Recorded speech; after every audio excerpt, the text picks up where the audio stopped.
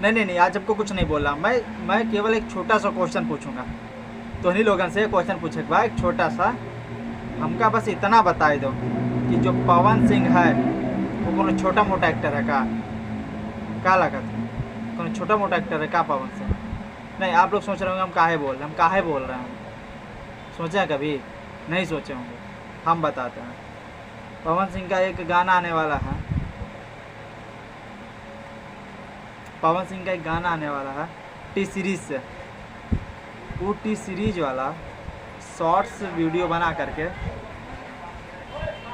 उस गाने का जो टीजर लॉन्च किया वो इस तरीके से ऐसा लॉन्च होता है। पवन सिंह ऐसा एक्टर है जो कि फिल्म को तो छोड़ो, कोई स्टेज शो पे उठकर कोई 4 बात बोल देना तो वही ट्रेंड करने लगता है। रील्स उस नहीं देखते हैं क्या? जोन काम भाई ना कर सकेला वो काम फ्रेंड करेला, और जोन पवन सिंह के बार कह देले भोजपुरी में सारा वही ट्रेंड करेला।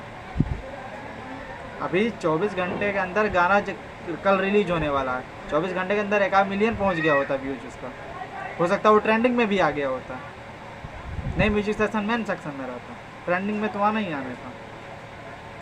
लेकिन बस जानकारी दे, तो जानकारी तो पोस्टरों से आदमी को पता चल जाता है, लेकिन एक बार वीडियो डालना चाहिए ना। लॉन्ग वीडियो, शॉर्ट्स वीडियो में काम चलता है।